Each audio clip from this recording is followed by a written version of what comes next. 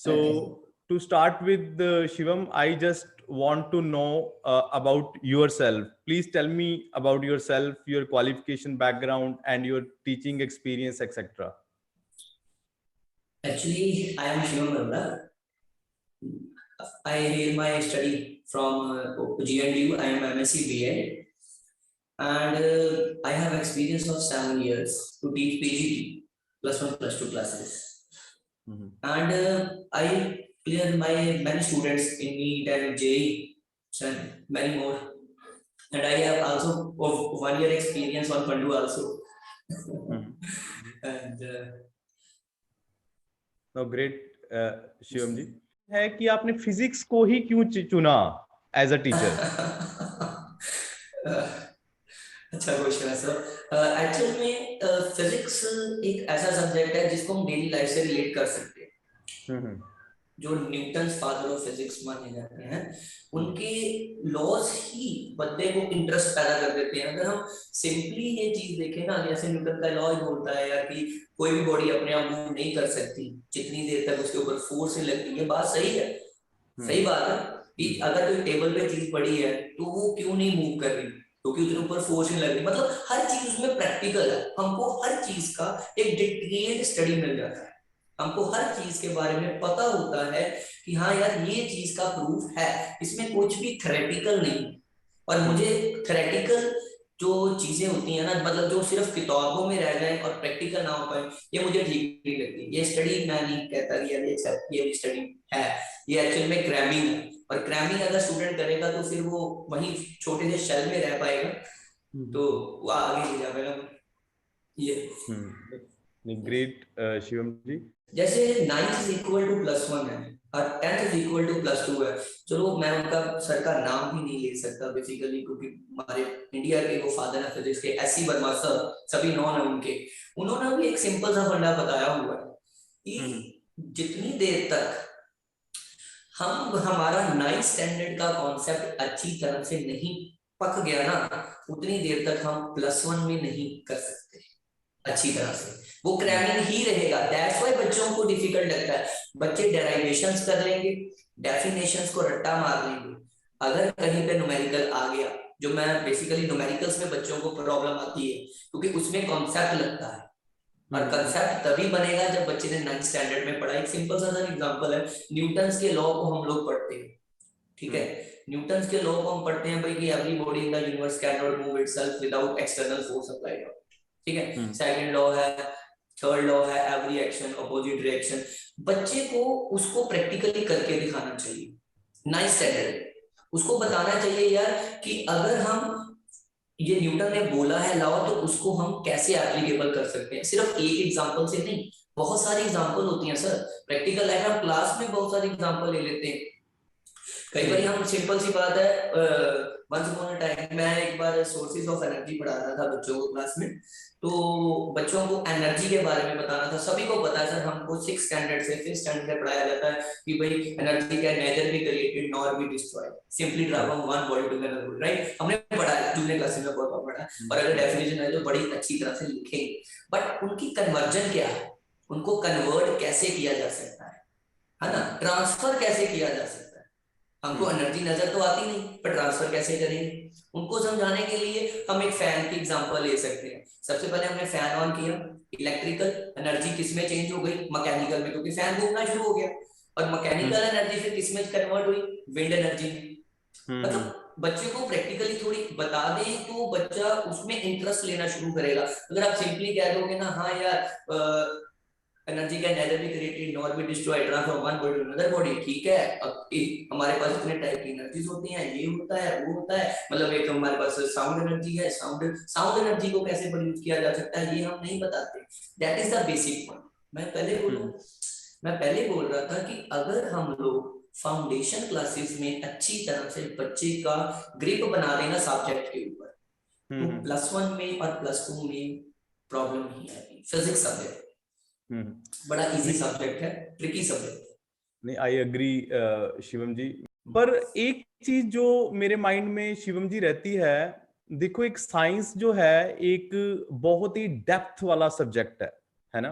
तो किसी भी अगर हम जैसे फिजिक्स में भी देखेंगे कि एक ही टॉपिक के ऊपर अगर हम सिर्फ एसीडीसी करंट के ऊपर ही चले चले जाएं, एक पर्टिकुलर फील्ड इतना डेप्थ है कि उसको समझने में आपको, obviously everything is logical but there is a depth to it, right? Yes sir, definitely. अब आपको ऐसा नहीं लगता कि सिलेबस बच्चों के ऊपर बहुत ज्यादा थोप दिया जाता है, जो कि जिसके कारण जो अगर उसका 10% भी वो समझने की कोशिश जो करें तो उनको, उनके लिए उतना टाइम नहीं है। तो उसके ऊपर आपका क्या राय है कि भी सिलेबस ज्यादा है, वाइड है, इसमें क्या होना चाहिए जिसके कारण कि वो कुछ टॉपिक्स को थोड़ा डिटेल में लेकर तो जाएं बच्चे? सर बेसिकली आपने जैसे एसी डीसी की बात करी है, एसी और डीसी प्लस टू का बड़ा एक हार्ड चैप्टर माना जाता है बेसिकली, क्योंकि बच्चे उसमें बड़े परेशान होते हैं, उसमें काफी सारे फार्मूलाज हैं और एक ही पॉइंट के ऊपर काफी सारे फॉर्मूलाज लग जाते हैं, बच्चे बड़े परेशान हैं इसमें। आपका बिल्कुल क्वेश्चन सही है कि इसमें बच्चे बड़े परेशान हैं क्योंकि ओवरलोड हो जाता है बेसिकली, उसको सिंपल पे कह सकते हैं। इसके लिए मैं एक सिंपल सा बात बोलूंगा बच्चों के लिए कि देखिए, आपको एसी करंट के बारे में सिर्फ ऑल्टरनेटिंग करंट पता है कि हाँ कोई ऑल्टरनेटिंग करंट है, ठीक है, this is a alternating current. हमारा हम ऑल्टरनेटिंग करंट को यूज कहाँ करते हैं, सबसे पहले तो ये हमको पता, क्योंकि हम जब भी मार्केट में सामान लेने जाते हैं तो हमारे माइंड में क्या बात होता है कि यार अगर मैं ये सामान ले रहा हूँ तो मैं कहाँ यूज करूंगा, मुझे इसकी नीड है, ऐसा ही होता है ना, हम वेस्ट तो नहीं करते ना। उसी तरह से जब आप उसको इंटरेस्ट लेके पढ़िए, आप ये ना मत करिए कि मैंने सिर्फ इसमें एग्जाम पास करना है। आप देखो एक सिंपल सी बात है सर, अगर आप किसी की रिस्पेक्ट करोगे तो आपको रिस्पेक्ट बैक मिलेगा, ठीक है ना, give respect and take respect, simple सी बात है। एक्चुअल में फिजिक्स जो है एक रिस्पेक्टफुल सब्जेक्ट है, पर बच्चे इसको डिग्रेड करते जा रहे हैं। बिकॉज सर मैंने भी कई बार बच्चों से सुना है सर बड़ा डिफिकल्ट सब्जेक्ट है, होता ही नहीं है, कर पढ़ते कुछ है एग्जाम में कुछ आ जाता है। बट बेसिकली मैं हमेशा बच्चों को यही कहता हूँ, और आपके माध्यम से जो पूरा वर्ल्ड देखेगा इस वीडियो को, मैं यही कहना चाहूंगा कि basically physics subject sir difficult नहीं है। और एसीडीसी, जैसे आप हम एसीडीसी पे आते हैं तो एसी को हमने कहाँ यूज करना है, उसके कंस्ट्रेंट्स क्या क्या है, उसको कम या बढ़ा कैसे सकते हैं, वो किस किस अप्लायंसेस पे यूज करेंगे, उसके ऊपर कौन कौन से फैक्टर्स इफेक्ट करें, ये दो चार चीजें हम अगर पढ़ ले तो ज्यादा से ज्यादा हमारा 15 से 20 मिनट, चलो मैं आधा घंटा मान के चलता हूँ, बट हमारा 6 घंटा आधे घंटे पे ज्यादा इफेक्टिव होगा अगर हम रटा लें मेरे अकॉर्डिंग। देखो मतलब प्लस वन का बात करते हैं, प्लस वन में बच्चों को रोटेशनल मोशन मैकेनिक्स बड़ा डिफिकल्ट लगता है, बड़े सारे मेरे से तो बड़े मतलब बहुत बच्चे मेरे पास ऐसे हैं सर, सारे सारे टॉपिक्स हो जाते हैं, पूरी प्लस वन निकल जाती है, पर रोटेशनल मैकेनिक्स नहीं समझ आती, बड़ा डिफिकल्ट सब्जेक्ट है। रोटेशनल मैकेनिक्स में सर बेसिकली हमको रोटेशन का मतलब ही नहीं पता, अब रोटेशन किसके एक्सिस में पढ़ना है, किसके विद रिस्पेक्ट टू पढ़ना है, हमको यही नहीं पता, तो आप आओ कि आप कैसे उसके क्वेश्चन हल कर पाएंगे। सिर्फ रोटेशन का मतलब ये थोड़ी ना कि बॉडी एक रोटेशन में घूम रही है, एक एक्सिस के अलॉन्ग घूम रही है तो वो रोटेशन, ऐसा थोड़ी ना। रोटेशन के ऊपर काफी सारे इफेक्ट हैं, इक्वेटर है, पोल है, जैसे अर्थ का रोटेशन स्टडी करते हैं हम लोग, उसमें हम कहते हैं भाई 365 डेज के विद रिस्पेक्ट टू हम पूरा 1 ईयर कंप्लीट हो जाता है, कैसे होता है, उसमें हमारे पास लीप ईयर फिर क्यों आता है अगर 365 डेज में होता है, ये किसी ने जानने की कोशिश थोड़ी ना की। बेसिकली 365.15 इयर्स होते हैं, 365 मतलब ये 0.15 कहां से आए, ये क्यों नहीं हम देख पा रहे, क्योंकि हम उसमें डीप में नहीं जाना चाहते, क्यों नहीं जाना चाहते, पर छोड़ो कोई बात नहीं, हम क्रैमिंग कर लेंगे, अगर क्रैमिंग करेंगे तो फिर एग्जाम में हल नहीं हो पाएगा ना, क्वेश्चन नहीं निकल पाएगा, क्योंकि यही बच्चों का रीजन है कि बच्चे डर जाते हैं। मतलब ठीक है कि डरते क्यों, डरने का बेसिकली रीजन क्या है कि वो क्रैमिंग कर रहे हैं, अगर क्रैमिंग छोड़ दें और लॉजिकली चले, जैसे आप बोल रहे थे कि लॉजिकल बीइंग और लॉजिकल सब्जेक्ट है, अगर हम लॉजिकल सब्जेक्ट को लॉजिकल वे से सॉल्व करेंगे तो बड़ा बढ़िया तरीका रहेगा, कि जैसे कॉइन को घुमा रहे हैं, है ना, एक कॉइन को घुमा रहे हो, देखें यार कि उसकी वो क्या कर रहा है, टू एंड फ्रोज मोशन कर रहा है कि क्या कर रहा है, उसकी उसके ऊपर कौन कौन से इफेक्टिव फोर्सेस लग रही हैं, कंस्ट्रेंट कौन कौन से लग रहे हैं, सेंट्रीपिटल लग रही है, सेंट्रीफ्यूगल लग रही है, इस तरह मतलब हमको अगर कोई चीज मूव कर रही है या हम कोई कॉन्सेप्ट पढ़ने जा रहे हैं, हमको उसका एबीसी के बारे में मालूम होना चाहिए। अगर हम किसी हम कोई रेस्टोरेंट में जाते हैं, है ना, हम खाना खाएंगे, तो हमको क्या है, इसमें ये वाली रेसिपी है विद रिस्पेक्ट टू बनाया गया है, मतलब हमको खाना खाना भी एक आर्ट है, एक कला है, उसको जज करना भी एक कला है ना। मतलब कहने का मतलब ये है कि हर चीज में हमको लॉजिक फिजिक्स में ढूंढना पड़ेगा, तभी फिजिक्स सब्जेक्ट जो है वो इजी बनेगा, नहीं तो नहीं बनेगा, बच्चे को अभी तक डिफिकल्ट नहीं होगा। क्या आप करते हो कि भी बच्चों को दोबारा उसकी फॉर्मूले की डेप्थ में ले जाना और उसमें उनका इंटरेस्ट क्रिएट करना, वो क्या आप ऐसी क्या चीजें करते हो? जैसे अभी आपने एक दो चीजें तो मुझे बताई कि भी उनको प्रैक्टिकल यूसेज कहाँ पे है, तो आपको लगता है कि बच्चे चेंज होने के लिए तैयार हैं अगर प्रॉपर उनको गाइड किया जाए इस पॉइंट ऑफ व्यू में कि भी आप लॉजिक पे जाइए?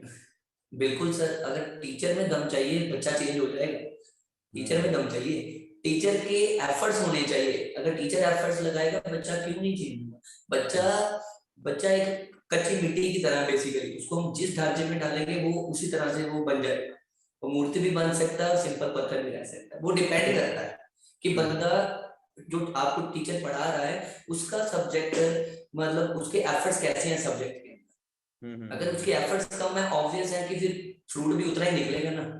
ठीक है ना, कि मतलब ये है कि सर बेसिकली मैं हमेशा एक टीचर्स को भी और सभी बच्चों को भी यही कहूंगा, हमेशा हमेशा यही कहता हूँ, और मेरे पास भी काफी बच्चे आते हैं, मैं हमेशा यही बात कहता हूँ कि यार आप अगर क्रैमिंग करोगे ना, अगर क्रैमिंग करोगे तो क्रैमिंग करने से फिजिक्स नहीं हो पाएगा। फिजिक्स को प्रैक्टिकली समझो। ये अगर हम काइनेटिक एनर्जी का बात करते हैं, हाफ एम वी स्क्वायर है, पोटेंशियल एनर्जी का बात करते हैं एम जी एच है, यार हाफ एम वी स्क्वायर ये बना कैसे, इसको प्रैक्टिकली करके देखो। हम कहते हैं यार कि जिसका मास ज्यादा होगा क्या उसका वेलोसिटी कम होगा, सही बात है, इसको प्रैक्टिकली प्रूव कर सकते हैं। लास्ट वीक में वर्क पर एनर्जी पढ़ा रहा था बच्चों को, तो एक फैटी सा लड़का था, अगर टाइम वो देखेगा तो कहेगा सर ने मेरा नाम लिया, सर मैं नाम नहीं लूंगा उसका, तो कह रहा था कि सर, उसको मैंने उठाया, मैं कहा बेटा तू इधर आ, और एक बच्चा था दूसरा थोड़ा सा उससे उसकी हेल्थ उससे कम थी, तो मैंने कहा दोनों भागो। तो मैंने बच्चों को बताया, मैंने कहा बच्चों को कहा यार देखो वो भाग रहे हैं, और जो हल्के भार वाला बंदा है वो ज्यादा स्पीड से भाग रहा है, मतलब उसका मास कम है ना, तो वो ज्यादा स्पीड से भागेगा, और जिसका मास हैवी है वो क्या करेगा, ऑब्वियस है उसका वेलोसिटी कम होगा। मतलब काइनेटिक एनर्जी किसके ऊपर डिपेंड कर गई, सिंपली मास के ऊपर डिपेंड कर गई ना। अगर जिसका मास ज्यादा है उसका वेलोसिटी कम होगा, तो बच्चे सिंपली समझ गए कि अगर हमारे पास न्यूमेरिकल इस तरह का कोई आए कि जिसमें हमको हैवी मास दिया हो और लेसर मास दिया हो, तो हम उसमें प्रैक्टिकली सोच सकते हैं कि भाई अगर ये वाली बॉडी इतनी स्पीड से भागेगी, ये वाली इतनी स्पीड से भागेगी, इसका मास ये है, उसका मास ये है, तो मतलब कैलकुलेशन से पहले बच्चे को लॉजिक समझ आ गया कि अगर हाफ एम स्क्वायर बना है तो क्यों बना। नहीं, ये जबरदस्त है एक्चुअली, जबरदस्त एग्जांपल शिवम जी। मानना यही है कि ये बहुत इंपॉर्टेंट है कि बच्चों के करंट इन्वायरमेंट के साथ सब्जेक्ट को रिलेट कर किया जाए। जो बच्चे डे टू डे कर रहे हैं, अगर वो रनिंग कर रहे हैं, अगर उससे, जैसे आपने अभी बहुत अच्छा एग्जांपल लिया कि बच्चे उसको इस तरह के लाइव एक्सपेरिमेंट को ना बच्चे कभी अपनी लाइफ में भूलते भी नहीं है। जैसे आपने एक स्पॉन्टेनियस उनको एग्जांपल लेकर दी, तो इस तरह की वो for the rest of their life they will never forget कि एक हम दो दो बच्चों को पाया था सर ने, राइट? तो this is one of the amazing method for sure Shivam ji. और दूसरा शिवम जी, आप you are teaching through our platform, I think now it is more than a year, and we are getting a lot of great feedbacks from the students about you। मतलब आपका जो teaching methodology है और teaching style है जो आपका, और आपकी जो सब्जेक्ट के ऊपर पकड़ है, it is phenomenal for sure, because it is not that one student or two student have said us, most of the student, you know, they give the same kind of feedback। इतना सारा कुछ और इतना back to back teaching और plus उसकी preparation में भी time, इसकी जो बॉटम लाइन है शिवम जी, एक बहुत ही पैशन होना बहुत जरूरी है एक टीचर के लिए भी ना। और वो आप जैसे बाकी टीचर्स के लिए भी अगर आप कुछ अगर पॉइंट्स शेयर करना चाहेंगे कि भी इतना एंथुसियाज्म आप में कैसे आता है और इतना पैशन आप में कैसे है, मतलब कि आप आप एक दूसरी क्लास में जा रहे हैं और फिर आप उसे एंथुसियाज्म में है, चाहे आप पीछे 10 क्लासेस ले चुके हैं ऑलरेडी और फिर आप सुबह उठ रहे हैं 4 बजे फिर दोबारा क्लास ले रहे हैं, तो इतना पैशन और एंथुसियाज्म कैसे आता है? बेसिकली फिजिक्स मेरा पैशन है, शुरुआत से ही मेरा पैशन है। मुझे मतलब शुरुआत से ही ऐसा है कि भाई फिजिक्स सब्जेक्ट में मतलब अपने हिंदुस्तान में बेसिकली आपके प्लेटफॉर्म के थ्रू, चलो पहले मैं अमृतसर में ही सिर्फ था, अभी तो ऑल ओवर इंडिया में पढ़ा रहा हूँ आपके प्लेटफॉर्म के थ्रू। मतलब ये है कि फिजिक्स पढ़ाना और फिजिक्स को डील करना और फिजिक्स की एग्जाम्पल ढूंढना, ये मेरा शौक है। अभी मैं प्रैक्टिकली भी, जैसे मैं किसी मतलब अपनी फैमिली के साथ भी जाता हूँ, तो अगर मैं टर्न लेता हूँ ना, कार का टर्न लिया, तो मैं मतलब अपनी वाइफ को भी कहता हूँ यार ये सेंट्रीपिटल फोर्स लगी है। मेरा छोटा बच्चा है, उसको मतलब कहने का मतलब है कि मतलब एक प्रैक्टिकली मैं इसको एक्सपीरियंस करता हूँ, हर बात में एक्सपीरियंस करता हूँ मैं।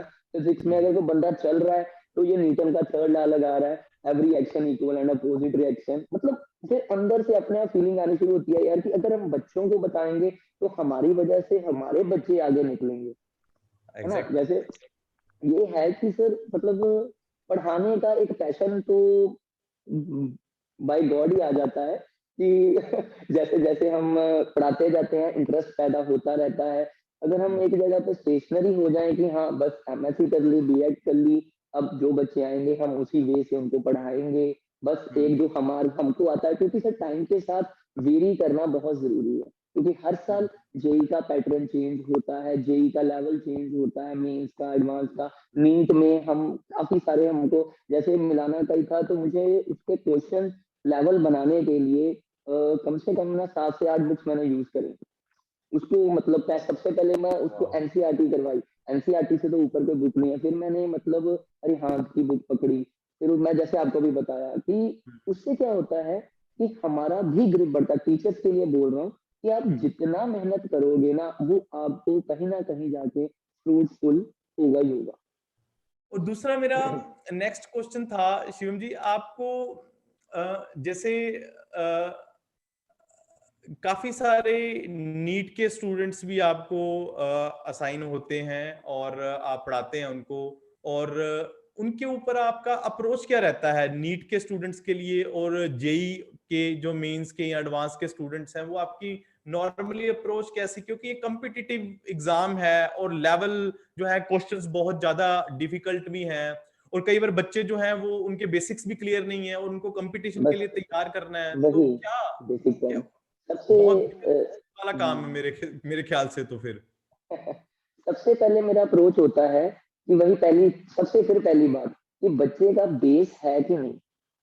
सबसे वेरी पहले गुड। सबसे पहले अगर अगर हम हमारा फाउंडेशन अच्छा नहीं है तो बिल्डिंग कैसे बनेगी। अगर हमको 9th 10th का नहीं आता तो हम जेई के क्वेश्चंस या नीट के क्वेश्चंस कैसे हल कर पाएंगे, नहीं निकलते हैं वो। मतलब वो एक हरासमेंट ही बंदे के माइंड में पैदा करते हैं। तो मेरा सबसे पहला अप्रोच यही होता है हर बच्चे की तरफ जो भी मुझे असाइन किया जाता है कि सबसे पहले उसका बेस चेक कर लिया जाए। सबसे पहले उसका बेस चेक कर लिया जाए कि हाँ यार उसको 9th का आता है, उसको 10th का आता है। अगर उसको 9th 10th आती है then it is easy for me कि उसको फिर क्वेश्चंस पे लाने के लिए। अगर उसको 9th 10th नहीं आता है तो फिर मुझे कुछ और ज्यादा मेहनत करनी पड़ती है उसको 9th 10th पढ़ाने के लिए। मतलब 9th 10th ये नहीं है कि मैं पूरी थियरी पढ़ाता हूँ, कोई भी नहीं पढ़ा पाएगा इस लेवल के ऊपर। मैं उसको बेसिकली क्या करता हूँ कि उसको कॉन्सेप्ट बताता हूँ कि यार अगर मोशन है, अगर forces of laws of motion है, अगर ग्रेविटेशन का बात चल रहा है, अगर साउंड का बात चल रहा है, तो उसके पीछे पीछे कौन कौन से छोटे छोटे फ्रीक्वेंसीज, एम्पलीट्यूड, इंटेंसिटीज क्या होती है। क्योंकि आगे चल के हम लोगों को बेसिकली जो क्वेश्चन आते हैं वो इसी तरह के आते हैं सर नीट और जेई को क्रैक करना मेरे अकॉर्डिंगली इतना डिफिकल्ट नहीं है। मेरे अकॉर्डिंगली उसका रीजन बेसिकली ये है, अगर बच्चे ने 9th 10th में अच्छी तरह से पकड़ बना रखी है और +1 में वो दुगनी मेहनत कर रहा है, तो उसका पहली अटेम्प्ट में चाहे नीट हो चाहे जेई हो, मेंस एडवांस क्लियर होगा होगा। क्योंकि अगर 9th 10th में हमने क्वेश्चंस निकाले हैं, बेसिकली एक रीजन, एक पॉइंट और मैं डिस्कस करना चाहूंगा उन बच्चों के लिए जो +1 9th 10th नहीं पढ़ा है और उनका बाद में जैसे इंटरेस्ट जाग गया कि हाँ यार कि हाँ, अभी मैंने कुछ करना है। ये भी हमारे पर पास कई बहुत तरह सारे के बच्चे स्टूडेंट्स आते के हैं, साथ ऐसे ही होता है। होता है ना? तो उनके लिए मैं ये कहना चाहूंगा कि यार देखो, आपने सिर्फ स्ट्रीम ले ली है, तो दो चीजें माइंड में रखो, और दो चीजें अगर माइंड में रखोगे तो उनमें से एक को तो जरूर अपनाओ। पढ़ो, या तो सब्जेक्ट पढ़ो, ठीक है, या मौज मस्ती करो। एक चीज पढ़ो, एक चीज पकड़ो। मौज मस्ती करनी है तो पढ़ा नहीं जाएगा। मौज मस्ती इन सेंस कि अगर आप, ये नहीं कहता कि 24 के 24 घंटे पढ़ ही जाओ, मौज मस्ती इन सेंस 1-2 घंटा कर लिया। कई बार आज आज की सबसे बड़ी प्रॉब्लम जो मैं देख रहा हूँ बच्चों में, ये इलेक्ट्रॉनिक गैजेट्स बेसिकली, हम्म, कि जिनकी वजह से करके बच्चे जो हैं अपनी स्टडी से डिस्ट्रैक्ट हो रहे हैं। बड़ी बढ़िया चीज है अगर उसको सही तरह से यूज किया जाए, बहुत बढ़िया चीज है। बट कई बच्चे इसका मिस यूज करते हैं, उसके लिए भी बेसिकली ये प्रॉब्लम बच्चों को फेस होती है। हम दो चीजों की बात कर रहे थे, उस पॉइंट पे आते हैं। बेसिकली देखिए, एक तो नींद तो त्यागना पड़ेगा। अगर आप कहोगे कि मैं भाई 10 बजे सो जाऊं और अगले दिन मैं 9 बजे उठूं और मेरा नींद क्लियर हो जाएगा, तो ये तो सर इम्पॉसिबल सी बात है, क्योंकि सर टाइम डिवोशन तो चाहिए ही। टाइम हार्ड वर्क डिवोशन तो के करना ही बिना, पड़ेगा। हार्ड बिल्कुल, वर्क का कोई टाइम सोल्यूशन नहीं है। हार्ड टाइम वर्क ही डिवोशन और बिल्कुल। अभी कई बच्चों के ना माइंड में एक बात होती है कि भाई अगर वो सिर्फ कोटा के स्टूडेंट्स ही कर सकते हैं, हम नहीं कर सकते। सिर्फ कोटा के जो जो कोटा में पढ़ते हैं या मतलब बिग बिग पढ़ते हैं इंस्टीट्यूट में, वही कर सकते हैं। हमारा तो 9th 10th का बेस ही नहीं है, हम कैसे करेंगे, हमारा ये हो गया। मतलब वो एक ऑप्टिमिस्टिक अपनी डिमोरलाइज्ड। पर्सन, हाँ डिमोरलाइज रहते हैं, ऑप्टिमिस्टिक नहीं रहते। ऑप्टिमिस्टिक होना बंदे में बहुत इंपॉर्टेंट चीज। क्योंकि देखो, जो बच्चे किसी इंस्टीट्यूट में पढ़ रहे हैं, तो उसका मतलब ये तो नहीं है कि आप नहीं क्लियर कर सकते। क्योंकि देखो, मैक्सिमम सर आप स्टूडेंट्स देख लीजिए कि सेल्फ स्टडी के बिना आप जिस मर्जी जगह पे कोचिंग ले लीजिए, उसमें बात नहीं बढ़े। उसके करेक्ट। मतलब self study is the base of to clear the NEET as well as the JEE. हमेशा जेई को क्रैक करना है चाहे नीट को क्रैक करना है, अगर आप 3 घंटा 4 घंटा कहीं पढ़ रहे हैं, किसी भी इंस्टीट्यूट पे पढ़ रहे हैं या कर रहे हैं, जहां से भी कोचिंग ले रहे हैं, पर आपको उससे डबल टाइम खुद पढ़ना पड़ेगा। है ना? क्योंकि ये वो वाली बात नहीं है कि भाई मतलब 4 घंटा पढ़ लिया बस सफिशिएंट है, उसके बाद हम जो है 20 घंटा मौज करें। इस तरह से बात नहीं बनेगी। ये मतलब एक बच्चों में एक खुद से आना चाहिए कि चीज होनी चाहिए। इसके पीछे टीचर्स को मेहनत करनी चाहिए, क्योंकि बेसिकली सिर्फ टीचर्स पढ़ाते ही रहेंगे तो वो भी गलत है। बच्चों को थोड़ा मोरल वैल्यू के बारे में बताना बड़ा जरूरी है। बच्चों को मोरल वैल्यू बताना बहुत जरूरी है, बच्चों का मोराल अप करना बहुत जरूरी है। कई बार हमारी क्लास में भी 50-60 स्टूडेंट्स होते हैं, तो हम यहाँ बेसिकली क्या होता है कि जिनका मोराल डाउन होता है वो लास्ट बेंचर्स होते हैं। मतलब हमारे से होना ही नहीं। हम देखते हैं क्लासरूम में, हम क्लासरूम के आखिरी डेस्क पे बैठे बच्चों को भी पढ़ाना है। ये बेसिक अप्रोच होना चाहिए। मतलब ना हर टीचर का भी और हर एक स्टूडेंट का भी। मैं जब सीए करता था तो मैं भी अपने घर पे ही पढ़ाया करता था। मेरे पास कुछ 15-16 स्टूडेंट्स होते थे जी और जैसे मैं उनका बैच लिया करता था तो उनमें से 1-2 स्टूडेंट्स होते थे जिनको बिल्कुल समझ नहीं आता था। मतलब उनको नहीं समझ आता था ये क्या रहा है एक्चुअली ना। उसका कारण ये हम्म। होता था कि वो 12th में आए होते थे मेरे पास, 11th में वो उनके फंडामेंटल्स क्लियर नहीं होते थे। और बाकी जो रेस्ट ऑफ द स्टूडेंट्स होते थे वो 11th में भी फंडामेंटली स्ट्रांग होते थे। अब मेरा फोकस सिर्फ उन्हीं 2 स्टूडेंट्स के ऊपर होता था जिनको समझ नहीं आ रहा। मेरा मेरा टारगेट हो जाता था कि अगर ये दोनों को समझ आ गया तो सारी क्लास को समझ आ जाएगा, तो बस मुझे बिल्कुल इनको समझाना है। मेरा भी टारगेट यही है। जैसे आ, होता क्या है कि एक मुझे आपकी अप्रोच बहुत बढ़िया लगी थी एक्चुअली ना, वो भी मुझे मिलाना से ही पूछने को मिला था, जो मुझे बहुत अच्छा लगा कि आप शुरू में बहुत स्लो चलते हैं एक्चुअली ना बच्चों के साथ, और बिल्कुल। बच्चों को घबराहट हो जाती है कि सिलेबस पता नहीं कंप्लीट होगा कि नहीं होगा, और लेकिन बाद में सिलेबस भी कंप्लीट हो जाता है। ये क्या है, ये क्या कहानी है? आज सर सीक्रेट पूछ रहे हो आप सारे हैं। एक्चुअल एक्चुअल में ऐसा होता है सर कि बच्चे, जैसे मैंने बोला आपको, बच्चे का लेवल देख के ही हम सिलेबस को अप या उसकी स्पीड को अप या डाउन करते हैं। बेसिकली हम्म। मेरा हमेशा से यही शेड्यूल रहा है कि मेरे पास, जैसे मार्च में सपोज करिए बैच बन रहा है, हम्म। तो मैंने 1 मंथ बच्चे को मतलब स्लो स्पीड में चलाना है कि बच्चे का इंटरेस्ट जो है वो होना शुरू हो जाए, उसमें हम्म। सब्जेक्ट में इंटरेस्ट पैदा हो जाए।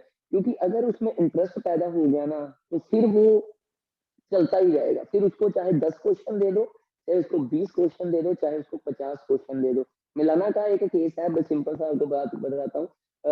इलेक्ट्रोस्टैटिक का क्वेश्चन चल रहे थे पोटेंशियल के, मुझे आज भी याद है। तो उसमें उसको बड़ी प्रॉब्लम आ रही थी पोटेंशियल वाले में।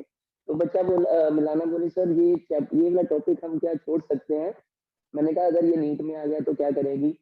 तो कहती तो सर 4 नंबर जाएँगे। और मैंने कहा कि 4 नंबर कहाँ से कहाँ ले जाएँगे, तो फिर तुझे भी नहीं पता, रैंक कहाँ जाके गिरेगा।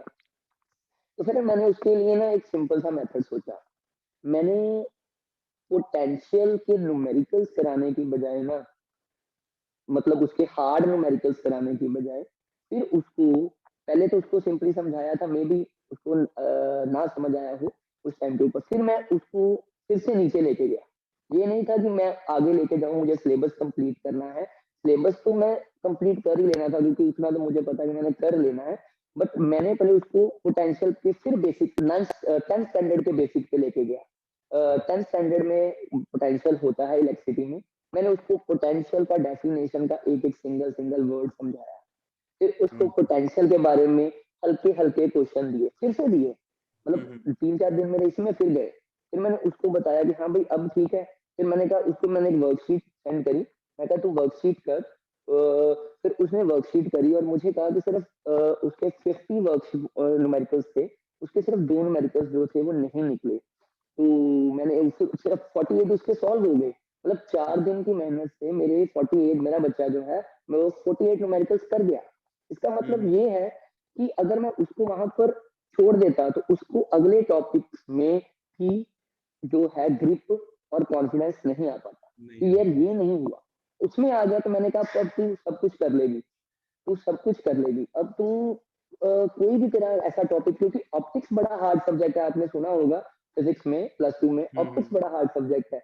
ऑप्टिक्स में वो वेव ऑप्टिक्स में बड़ी मतलब ना हम्म। उसको प्रॉब्लम आ रही थी। वेव ऑप्टिक्स की कई उसको मैंने लॉजिकल्स बड़ी एग्जांपल्स दी, प्रैक्टिकली करा, मतलब बड़ा समझाया उसको। उसको उस लेक्चर के लिए मुझे कम से कम सर 20 लेक्चर लगे, कम से कम 20 लेक्चर वेव ऑप्टिक्स के लिए। वो बड़ा हार्ड चैप्टर था।